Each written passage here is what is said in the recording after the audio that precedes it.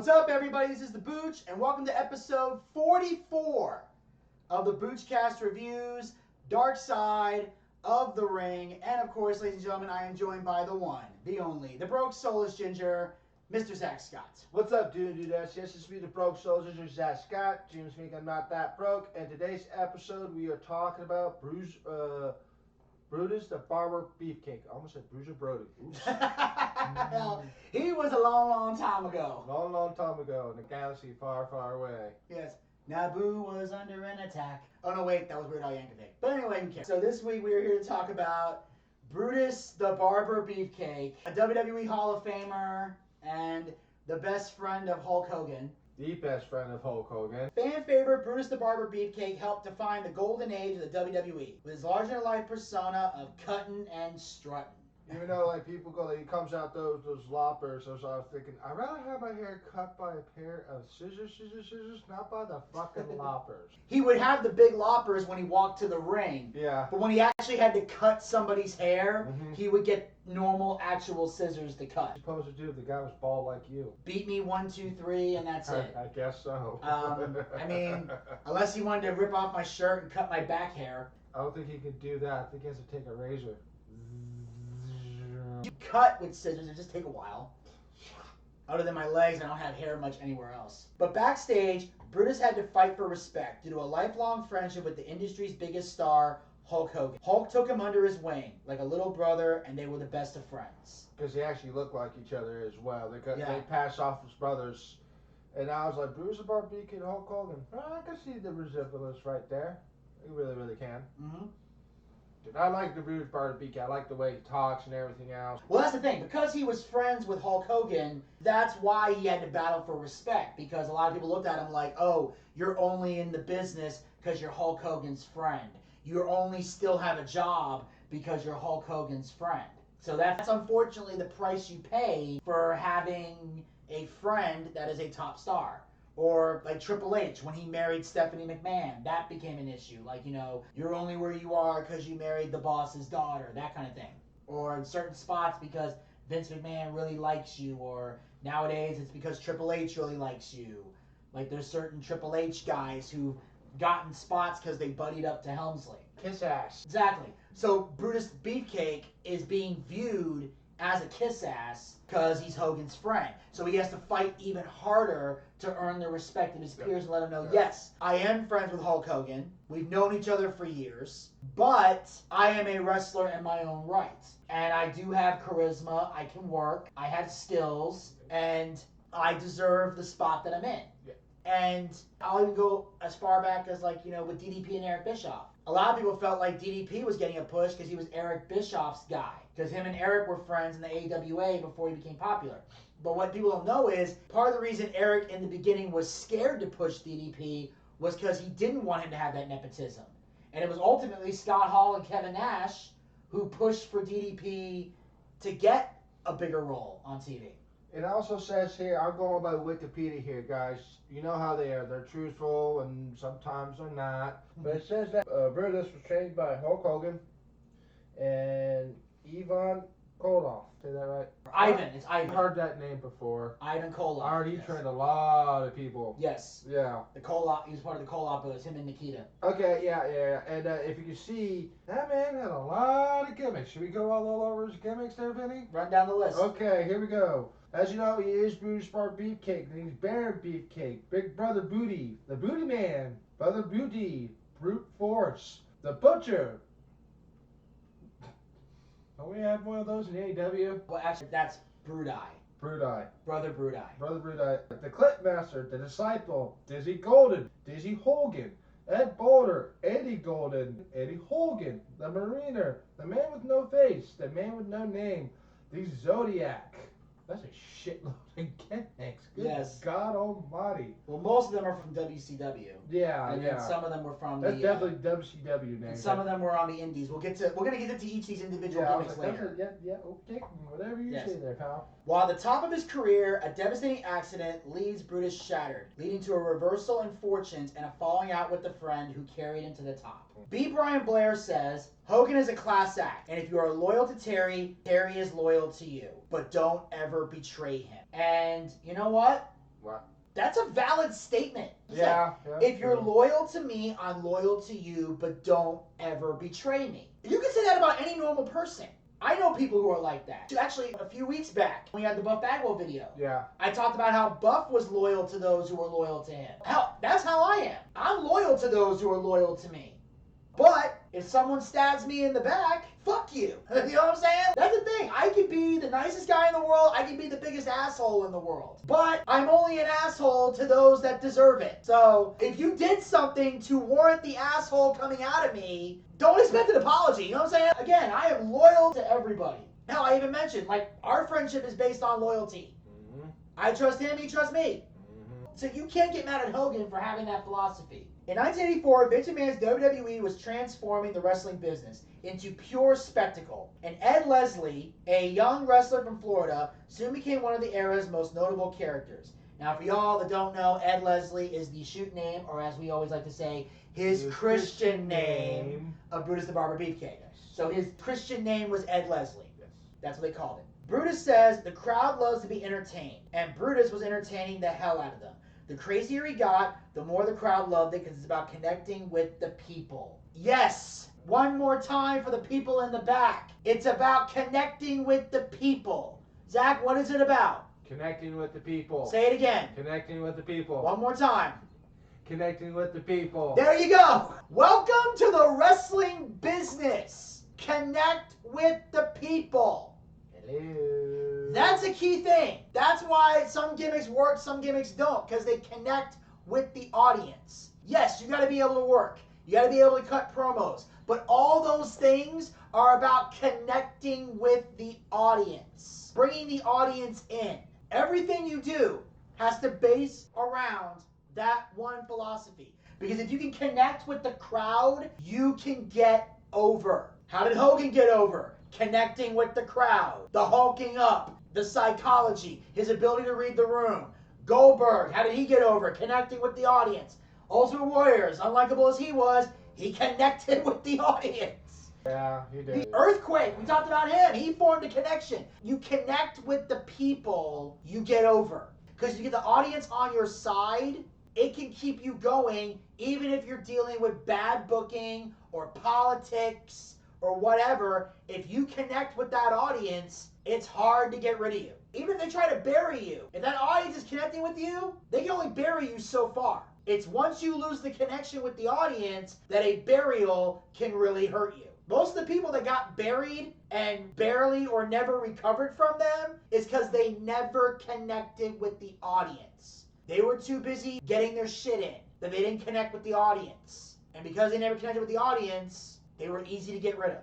He was also known for having a nice butt, which is where the Beefcake name came from. Okay, information did not need to know, but alrighty then. I mean, obviously it's not something as guys we want to know, but it is intriguing to know that that's where the Beefcake name came from. Because you're wondering, how do you go up with Brutus the Barber Beefcake? Beefcake. Beefcake. Yes, Beefcake. Beefcake. Because first you're thinking, did it come from South Park? But no, this was before South Park. Before. The Barber I get, because he's got a barber gimmick. But Beefcake, he called Beefcake because he had a nice ass. Despite being entertaining, he wasn't that great of a wrestler. I don't know about that. I mean, well, I think it depends on what your definition of a great wrestler is. Yeah, today, especially today's world. He probably didn't do a lot of, like, submission holds. He wasn't really, like, a grappler in the ring, but he could work. He could work. And again, that's really the key thing, is being able to work. If you can work a match, you're bankable. Because you got to understand, this is an era where it wasn't what we call today move porn. Which is a word I've heard thrown around, where it's high spot after high spot after high spot after high spot, or diving out of the ring head first 50 times, or we're going to do all this chain wrestling and not let it register. That's not this era. This era was about working with somebody to put on a good match. Can you do a couple holds? Can you do a couple of moves? Not too crazy, not too extreme.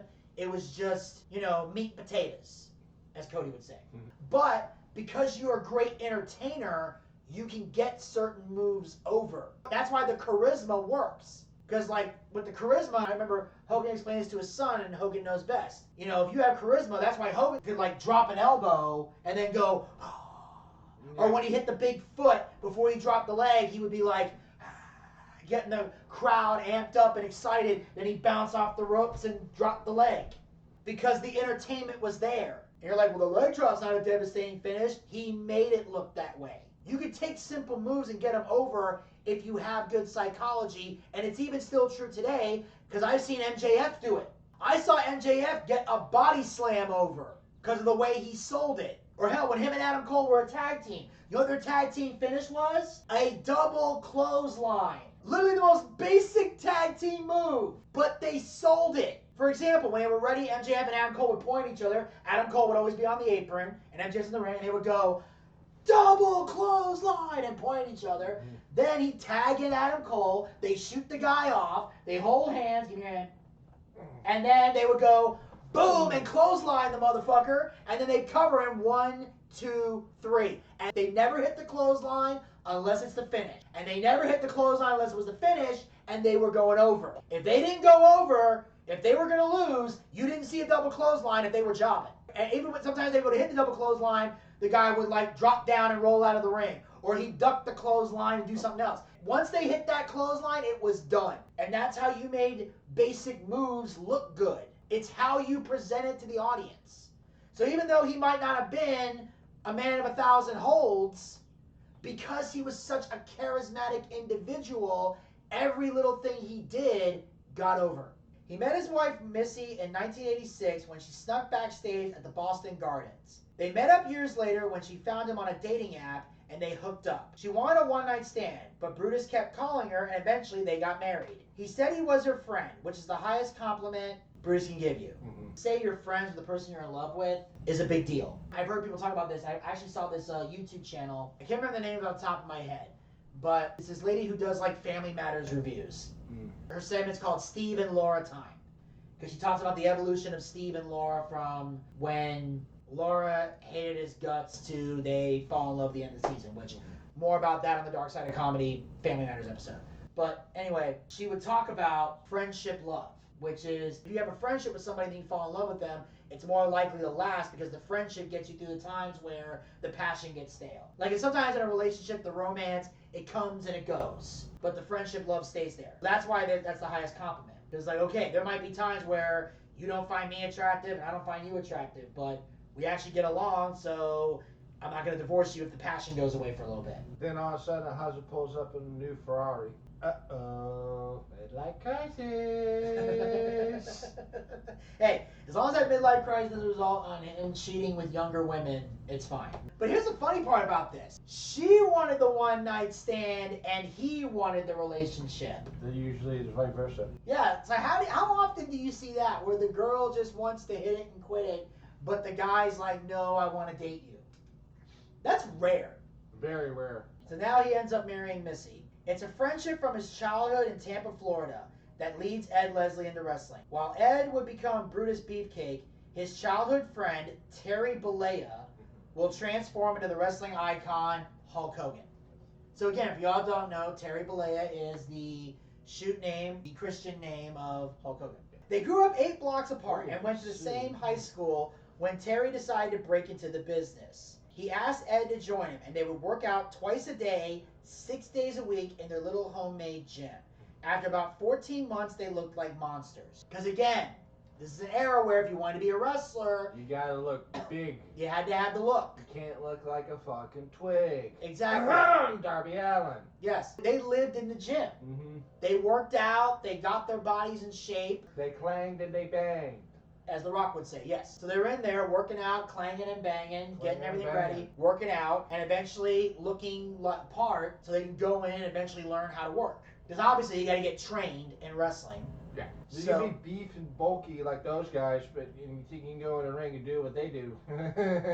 Yeah. Ew. There's more to it than that, but that is part of it. They decided, hey, before we learn the business, before we go train, let's get in shape so they know we're serious. Because basically, if you look like Darby Allin back then, most trainers wouldn't even talk to you. Terry gets the opportunity to train professionally with the legendary Hiro Matsuda. Yeah. And I then heard it, yeah. Yes, and then shares what he learns with Ed. Terry fought for his life to survive while he was training. Ed, on the other hand, was tossed straight from the street to the ring. So basically, Brutus Beefcake kind of had a Terry Gordy situation where he was learning on the job, which Terry Gordy did. Gator, of course, mentioned that back then that was the best way to learn. Today, he recommends going to a reputable school, but back then, that was how you learned. Sometimes you learn on-the-job training. But Hulk went through the old-school way. Because Hiro Matsuda, on Hulk's first day, broke his leg. And for 10 months, he was gone. But that was their way of testing him, like, let's see if he comes back now. Because back then, you were, as a trainer, responsible for who you broke into the business. If you trained somebody and they were unsafe or didn't know what they were doing or didn't treat the business right, it reflected bad on you. So they would try to run you off. That's the first thing trainers try to do. They try to wear you out with conditioning, or they beat you up, or they literally will shoot, put holds on you and shit, break bones, whatever, because they're trying to run you off. They want to take your money and run you off because they don't want to waste their time. But if you come back, the more you come back, the more they go, all right, he really wants this. And they keep training you, and then eventually, once they reach the point where they feel like you can be a success, that's when they smarten you up and tell you, okay, what we do is a work. You don't have to fight for your life anymore, unless the guy's an asshole you're facing. But in general, this is what we do. These are the tools. These are the secrets of the business that back then you didn't share. So that's what Hulk had to go through. So for 10 months, he was laid up. But once his leg was healed, he was medically cleared, he went right back to Hiro Matsuda. And that's when he went, oh shit, he wants this. So now he started training him more and more and more. And that's how Hulk got to where he is. So Hiro Matsuda was a serious trainer. He also trained Lex Luger. So basically everything Hulk learned from Hiro Matsuda, he shared with Ed. That's why Hulk was a trainer. He's like, hey, let me tell you what this guy taught me so you can be a success as well. Terry helps Ed break into the industry by making him his tag team partner. Living together out of a van in Pensacola, the two are inseparable. So they're starting off, they're living out of a van. They're living in a van in Pensacola, Florida. No apartment, no nothing. They would literally sleep in a van, although sometimes Dr. D. David Schultz would invite Hulk to sleep on his couch and stuff. Sometimes they were couch surfing, but most of the time... in a van down by the river. Are there rivers in Pensacola? Yes, there's rivers in Florida. Okay. I know there's beaches, so it could have been a van down by the beach. They form a tag team called the Boulder Brothers. Yes. Yeah, I can see that right there. They were bigger, stronger, and better looking than everybody. So Hulk's name was Terry the Hulk Boulder. That was his original in-ring name before it became later Hulk Hogan. He was Terry the Hulk Boulder. And this is where Eddie Boulder, this is where you got the name, we mentioned that earlier. This is where Eddie Boulder came from, because they were the Boulder brothers. Later, when Terry became Hulk Hogan, Ed changed his name to Dizzy Hogan. That's where the Dizzy Hogan comes in, which was inspired by Terry Funk. Now, Dizzy was another name for male Valley Girl.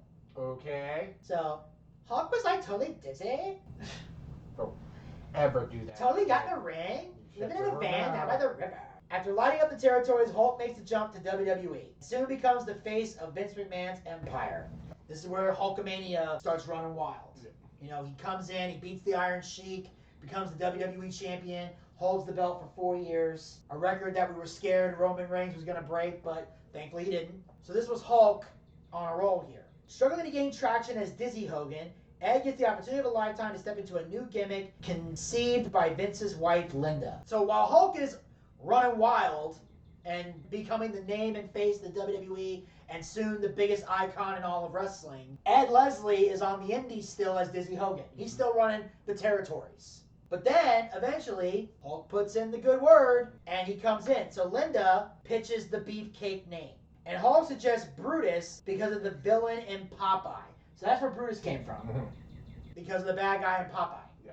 Now this is where he's getting the name Brutus Beefcake. Now, the gimmick was meant to be a Chippendale dancer. So he comes out in spandex and a bow tie with rhinestones. Because if you've ever seen Chippendale dancers, that's how they look. They got the spandex, and they wear the bow tie, and, you know, they do the dancing on the stage and everything, and that's usually how the Chippendale dancers look. And why are you staring at me like that? Do we need to know something about you, Vinny? Yes. Do you have a secret to tell us? Do you like going to the special little male strip clubs? No, I watch Saturday Night Live, and I've seen Chippendale dancers parodies on TV and sitcoms. Okay. He also dropped 25 pounds as well as dyed his hair black and cut it real short. He showed it to Vince, who fell out of his chair laughing and said, "Oh my God, how can this not make money?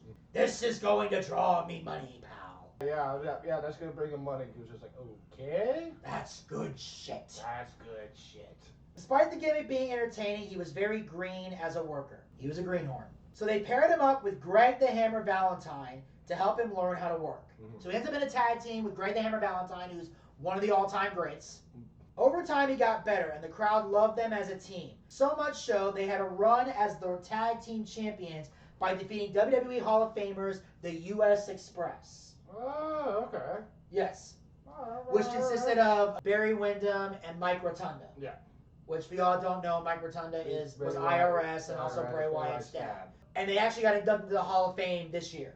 So some of you might be more familiar with them from their Hall of Fame induction 2024. They got inducted in the Hall of Fame. So basically, they become the tag team champions. So right now, Brutus Beefcake and Greg the Hammer Valentine are coming out to the ring and doing this gimmick. And basically, they said they're putting him in this tag team so we can learn how to work. So when you're in a tag team, you don't wrestle as much because you're on the apron sometimes while the other guy's in the ring. So it helped him learn how to work. While he's on the apron, he can study Greg Valentine and whoever his opponent is and learn stuff. And then it's like, all right, tag in, let's see what you learned. And then he goes out there and does his thing. Then when it's like, okay, when it's time, make the tag out. So it was a good way to help him get better. After almost 3 years of success as the Dream Team, that was their tag team name, the decision is made to split the pair and for Bruce to become a colorful new character. They hand him a white cosmetology jacket and a pair of scissors and say, "You're gonna be a barber." Because this is back when Vince liked to do gimmicks that represented 9-to-5 jobs. The Repo Man or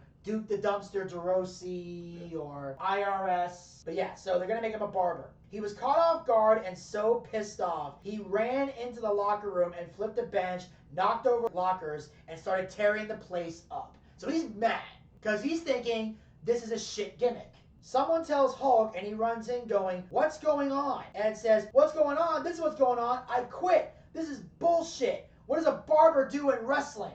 Hulk says, "What if you use the sleeper hold and put your opponent to sleep? You get the scissors and you cut off some of their hair." He would strut around the ring and then cut the hair, which is where the term cutting and strutting came from.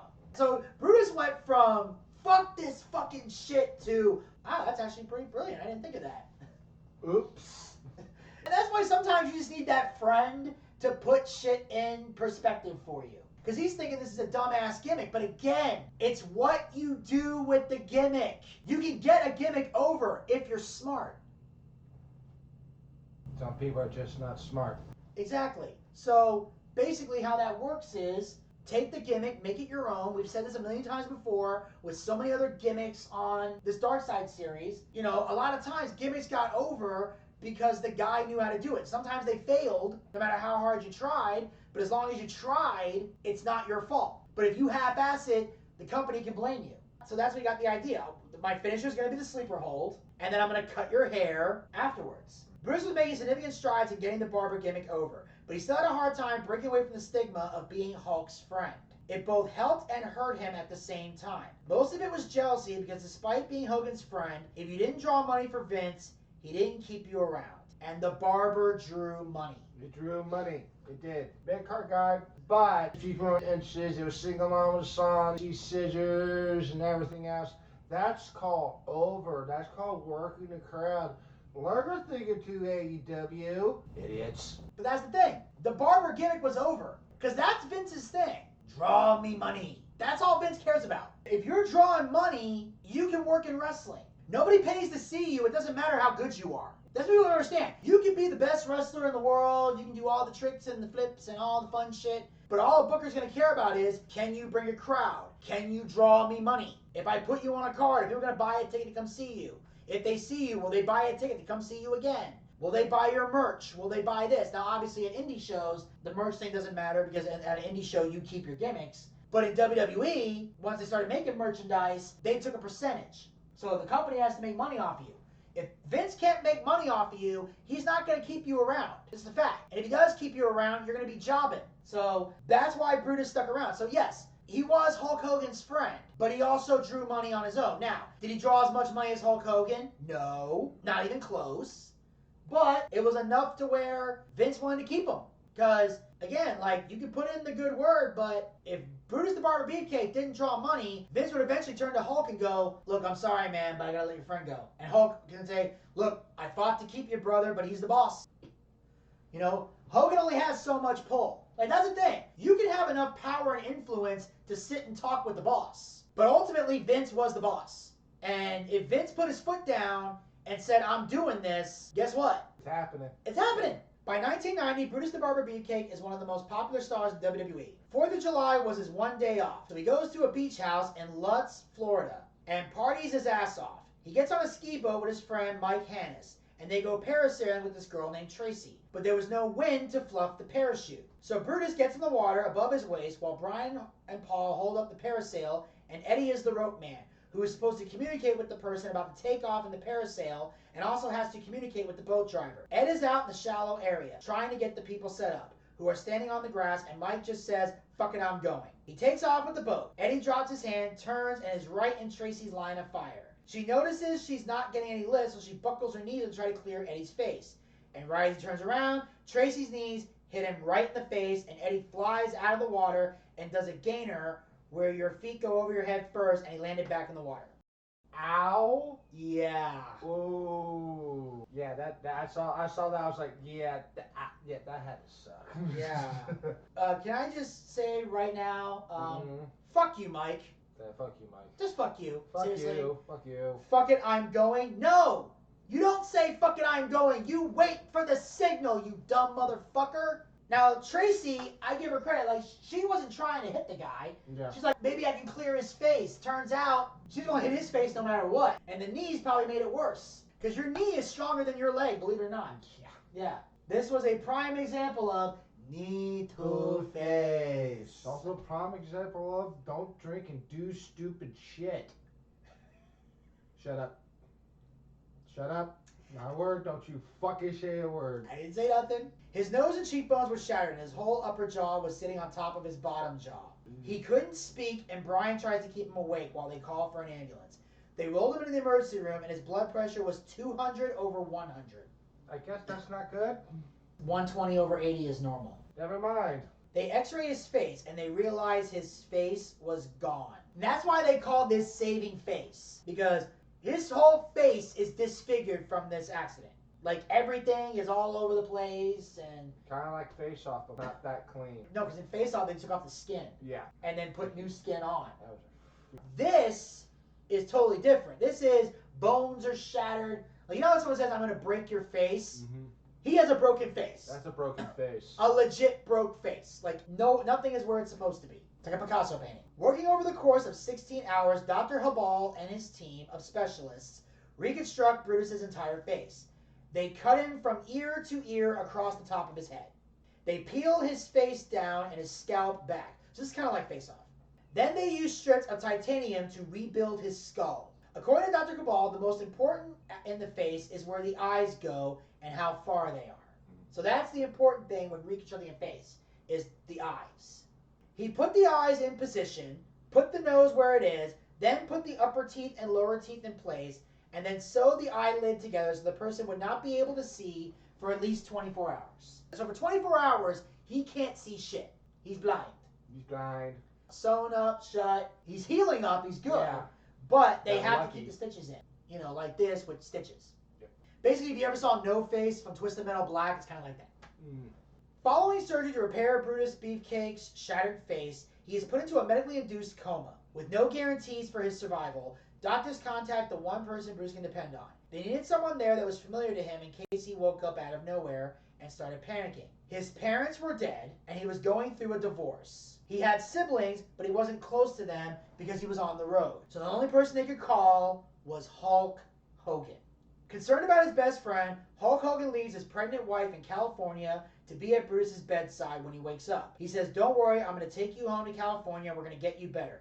I don't care what the doctors say, you're going to live.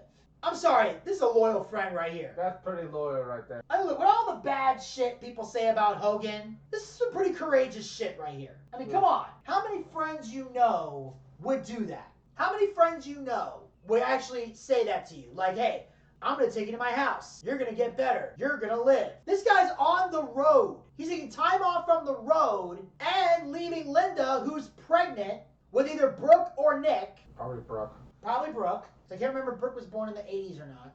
But either way, he's leaving his pregnant wife to go see him in the hospital. And this is not a friend that Hogan can mooch off of. So that's how you know he gives a shit. Because Hogan clearly doesn't mooch off of Brutus Beefcake. Of course not. If anything, it would be the other way around. Vice versa. But Brutus doesn't mooch off him either. But I'm just saying, it's not like Hulk needs Brutus the Barber Beefcake for anything. So clearly this is a real friendship, and he's showing real loyalty here. Dr. Cabal says the one positive was that the injury happened in the middle of his face. If it had happened on the left or right side, he would have lost vision in one of those eyes. He had to learn to speak again and was on a liquid diet because he couldn't chew food. So, That would suck. basically eating everything through a straw. And, like they said, if he had gotten on the left side of his face, he would have lost vision in his left eye. Or lost vision in his right eye. Which ultimately would have ended his career. Pretty much. Yeah. Sherry Martel went to visit him and was told not to freak him out. And she took one look at him and screamed. The doctors had to take her out of the room. Brutus laughed. Because at this point, you got to. Okay? You're in the hospital. You know your face is fucked up. Brutus is used to this by now. So he's probably laughing at the fact that Sherry Martel is scared as fuck. Because, as we'll find out later in this Darkside series, Sherry's a lot of things. One thing she isn't is scared.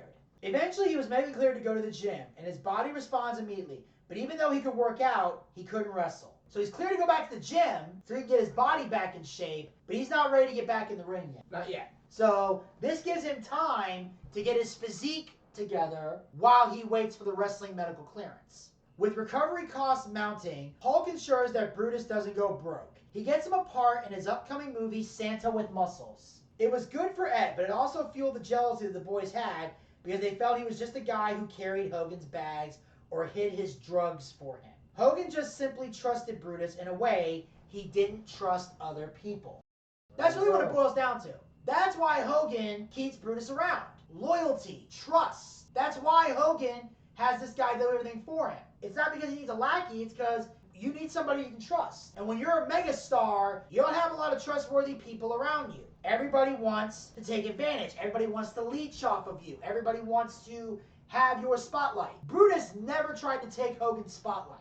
Brutus understood his place on the card. Now, that's not to say he couldn't be a main eventer someday, but he knew he was never going to get to the level that Hogan was at. So he had no problem helping him out. Plus, Brutus knows Hogan is the reason Brutus got in the business. Hogan used his connections to get him a foot in the door, but all he got him was a foot in the door. Brutus had to do the rest of the work himself, which he did. So he gives him this part in Santa with Muscles because he wants to make sure Brutus makes some money. Yeah. Don't go completely broke.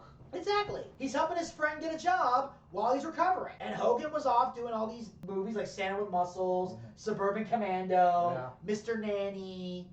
This was one of those movies where they're low budget, straight to VHS movies. Eager to get back into wrestling, Vince gives Brutus his own regular interview segment called The Barber Shop. They had multiple guests, including Roddy Piper, Ted DiBiase, Sensational Sherry, Earthquake, Jimmy Hart, Jake the Snake Roberts, and of course, the breakup of the Rockers. Yep. It lasted all the way up to WrestleMania 8, when it was destroyed by Psycho Sid as part of the build-up to his match with Hogan. So that's how long they had the barbershop going. And again, this is Brutus getting back on TV, not quite ready to wrestle yet, but hey, you can work and get paid. Because back then, you didn't work, you didn't get paid.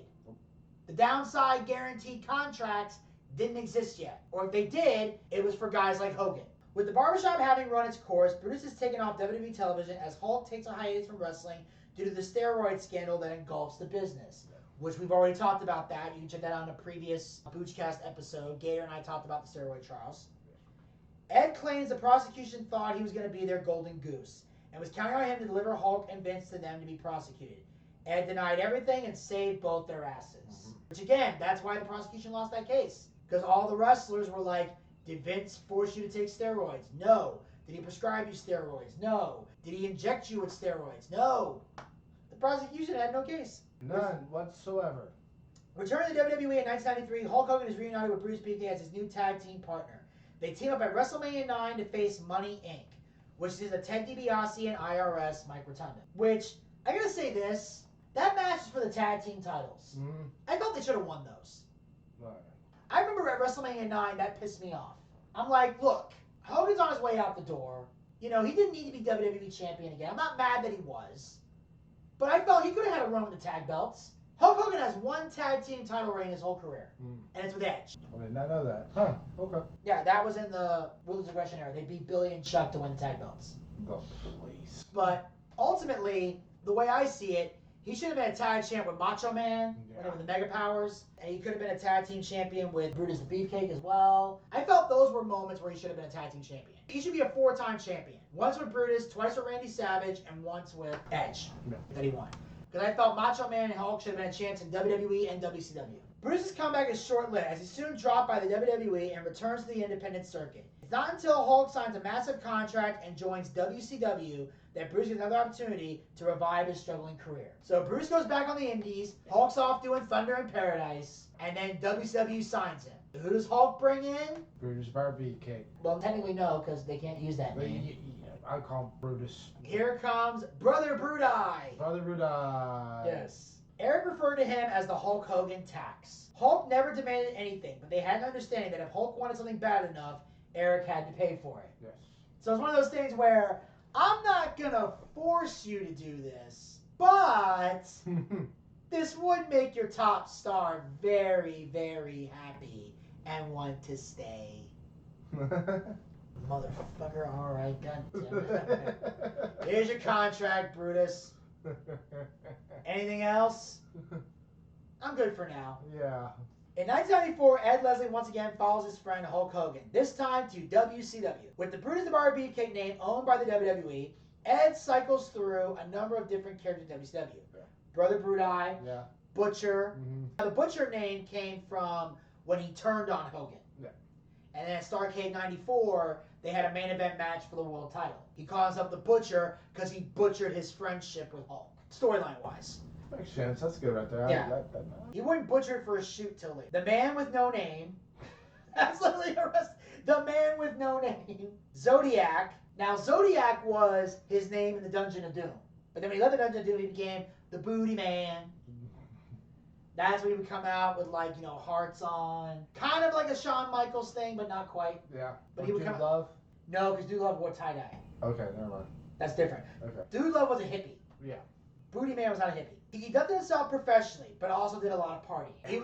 So it's one of those things where outside the ring he was partying a lot, but he always conducted himself professionally at shows. Yes. So it's like the Buff Bagwell thing where he's not high or drunk at the show, but partied afterwards. Yes.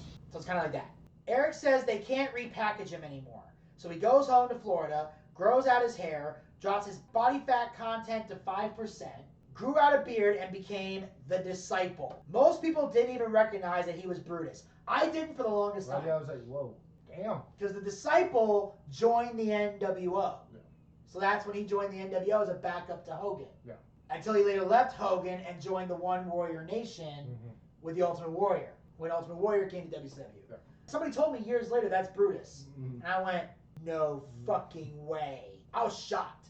Despite his radical transformation, Brutus fizzles out of WCW. But bigger problems await. His manager stole all of his money and fled the country. To Singapore. Yeah, because he sings really poor. He was forced to sell his house, and his wife goes to Boston with their kid. So his manager steals all of his money. Did you ever find out who his name was? I don't think they mentioned his name, but like I said, he fled the country because he knew that was the only way to not go to jail and for Brutus to not find And his in ass. Singapore, there's no extortion, right? I think so. Yeah, I think so, yeah. Foreign countries, you go there, commit a crime, they can't take you. They might do a trade or something. Yeah, good luck with that. Yeah, sorry, Brutus, we don't care about your money enough to trade somebody Yeah. for you. Like, if he stole money from, like, the Federal Reserve, they'll trade for his ass. Mm-hmm. But yeah, so he stole his money. And again, it's a trust factor. Because sometimes you can have managers that fuck you over. They've seen it happen where, you know, Dane Cook, his brother was his manager, stole all his money. Talked about Michael Long, who stole money from Buff and fans and shit like that. Steve Harvey told a story about how he had a manager that was not paying his taxes. He was cashing the checks. Steve would write checks to send to his taxes, but instead of paying the taxes, he cashed the check and run off with the money. So Steve Harvey owed millions of dollars in back taxes. Thankfully, he was able to pay it off, but his wife was legit scared that he was going to go to jail for not paying that money. So sometimes managers, you have to be very careful who you have manage your money. Be very, very careful who you trust with your money. Because sometimes they'll fuck you 2 ways a Sunday. And sometimes it can be a friend, it can be a family member, it can be a guy who is a manager but wants to embezzle money because apparently he's not being paid enough or whatever. Again, I could never do that to somebody. I couldn't do that either. It's fucking ridiculous. To provide for his family, Brutus makes a difficult choice to move to Boston, taking a job as a toll collector for the Metro Boston Transit Authority. So this is another example of a wrestler having to work a shoot job after his fame is gone. And he hated Boston. I don't blame him. He is from Florida. I was like, that place sucked. Yeah. It was cold and wet and damp. Yeah. He was cold and miserable, living in an attic with his wife and kid in a toxic marriage. So he's in a toxic marriage, and he's living in Boston, and he's miserable. Can't say that I blame him. It is Boston. He worked nights with rats running across his feet. Now, just to be clear, these are actual rats. Not the rats from the ring. Exactly. If I had a job where there were ring rats, it might not be that bad of a job. No, it would be better than a job. But no, these are actual rats. For headaches, he would take BC powder. One of his packets fell out of his pocket onto the floor. He didn't notice it, and after his shift, he packs up and leaves. Lady came over and saw the packet. She opened it, and the packet went poof, and she screamed, "Anthrax! Anthrax!" This is also during the anthrax scare. I remember this. Right, 9/11 and all that. Yeah. In a panic, the train station was shut down. Some say it was cocaine, but Missy said it wasn't, and says if it was cocaine, he would have been arrested, and he wasn't. So it was not cocaine. It was not cocaine. And it wasn't anthrax. It wasn't anthrax. It was this BC powder.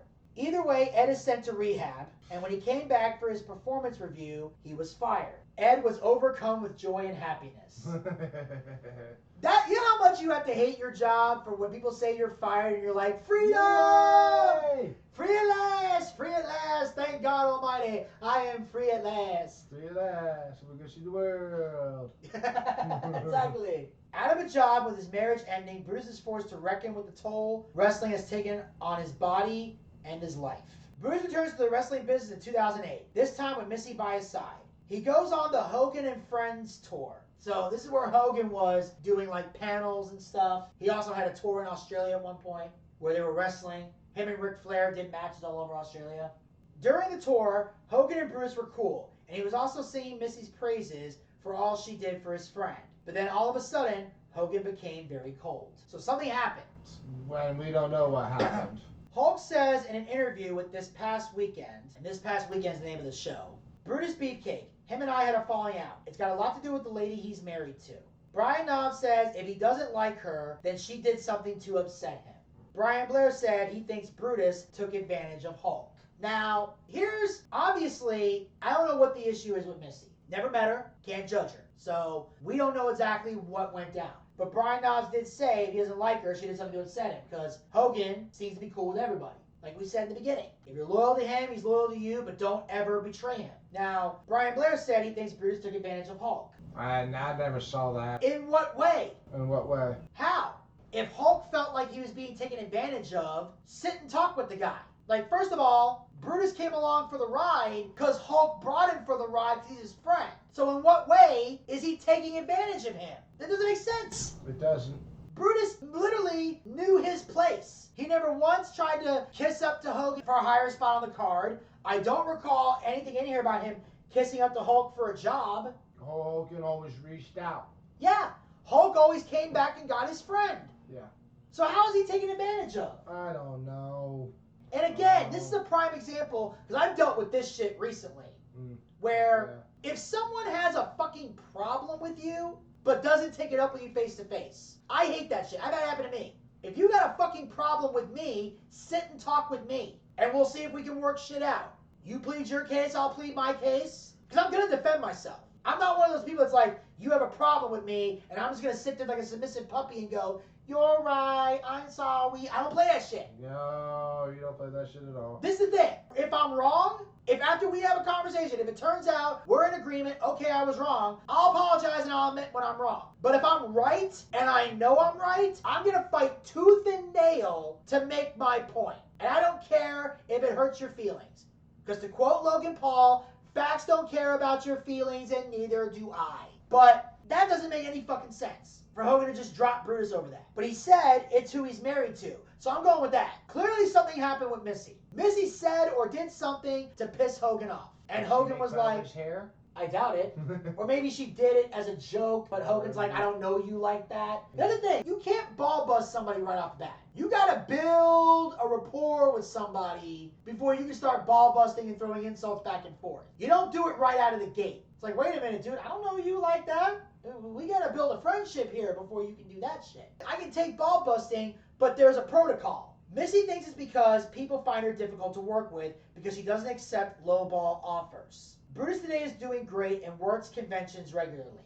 Now, that could be it, to an extent. Now, this is the thing about lowball offers. You have to ask yourself, what do you consider a lowball offer? You also have to bear another thing in mind, is when you're negotiating fees, you gotta understand relevancy in wrestling does play a role. Depending on how famous you are, determines really how much you can charge. Some legends will charge large amounts of money.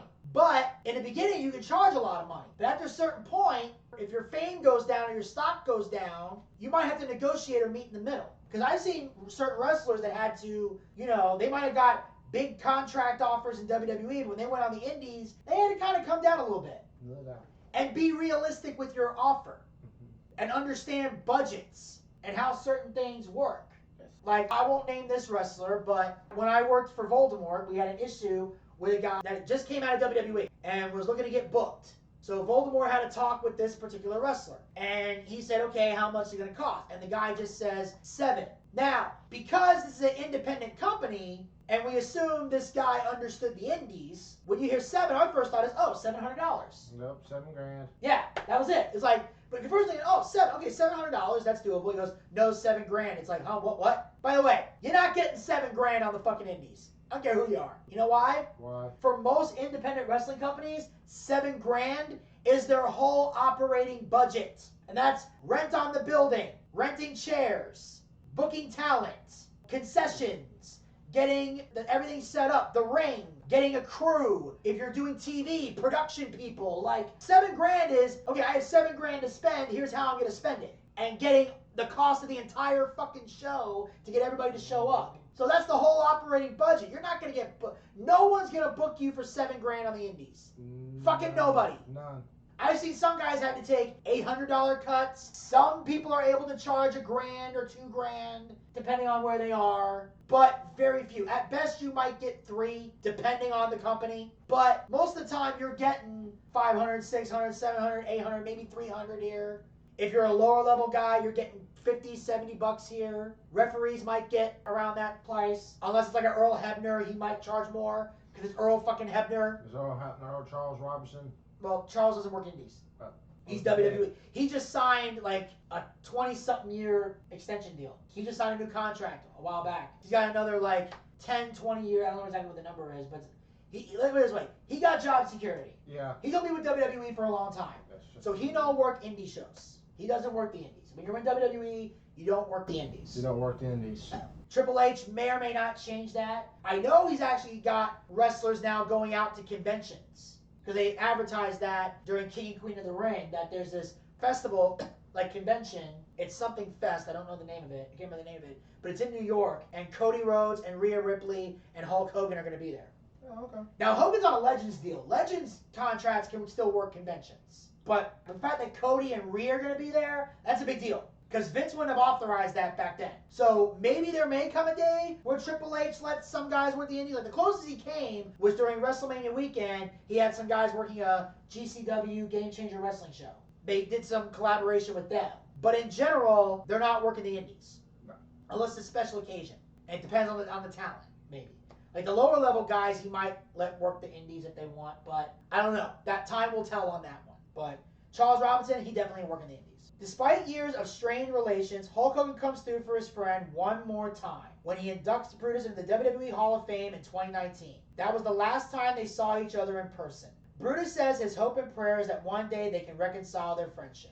I hope so too one day. Maybe you can just say, water under the bridge, shake hands. Okay, let's go have some fun. Because bear in mind, despite his issues, Hogan was still willing to induct him into the Hall of Fame. And here's the thing. Who else could have done it? Really? Who else? No one. Maybe Greg the Hammer Valentine? Maybe. Maybe him? But I don't know who else would have been more qualified to induct Brutus into the Hall of Fame than the guy who literally got him in the business, Hulk Hogan. Now, whether Hogan did it because he's his friend or because WWE paid him a pretty penny, that could have been it. But either way, I'm glad Hogan was willing to do that. And like I said, we don't know what the reason is.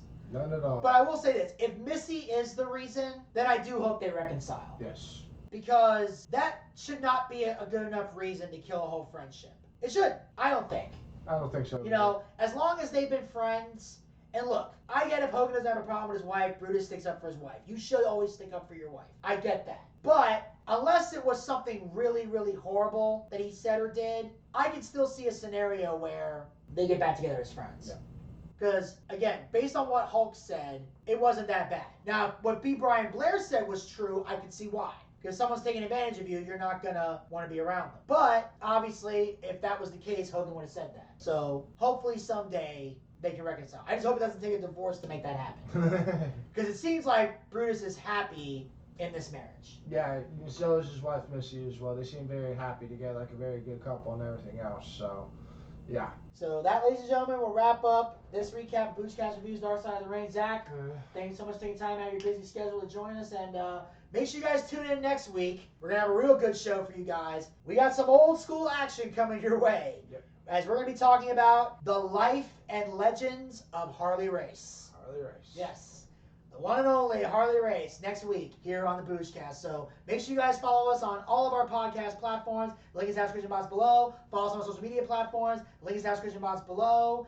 Make sure you guys support the Boochcast. Go to podcasters.spotify.com/pod/show/theboochcast/support.